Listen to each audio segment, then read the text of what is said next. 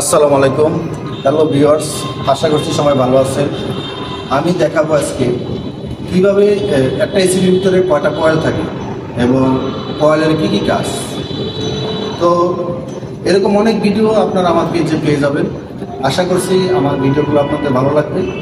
যদি আমার এই ভিডিও আপনাদের ভালো লেগে থাকে অবশ্যই আমার চ্যানেলটাকে সাবস্ক্রাইব করবেন এবং লাইক কমেন্ট শেয়ার করে আমার পাশে থাকবেন।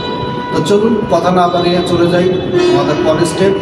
এখানে আমি দেখাচ্ছি আপনাদের এসিবিতে কয়টা কয়েল থাকবে কী কী।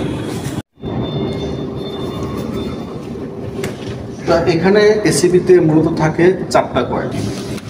এটা হচ্ছে আমার এমসিএইচ কয়েল। এমসিএইচ মানে মোটর চার্জিং কয়েল, যেটা এসিবি অন করার জন্য চার্জ করে নিতে হয় যে কয়েলটা, এটা হচ্ছে আমার এমসিএইচ কয়েল। আর এটা হচ্ছে আমার এমএন কয়েল, যেটাকে আমরা সবসময় আন্ডার ভোল্টেজ কয়েল বলে জানি আর কি। এটা হচ্ছে আন্ডার ভোল্টেজ কয়েল। এটা হচ্ছে আমার এমএক্স মানে শান্ট ওপেনিং কয়েল। এটা হচ্ছে এক্সেপ অথবা শান্ট ক্লোজিং কয়েল। মূলত এই 4টা কয়েল এসিবিতে থাকে। তো এটা গেছে আমার পরিচয় পর্ব, যেটা বলা হয়েছে যে এসিবিতে কয়টা কয়েল থাকে এবং কয়েলগুলোর কী কী কাজ। তো আমি নেক্সট ভিডিওতে নিয়ে আসবো কোন কয়েলটা দ্বারা কীভাবে কাজ করতেছে। এটা আমি সম্পূর্ণ অপশনালভাবে সবাইকে আমি জানাই দেব, শিখাই দিব।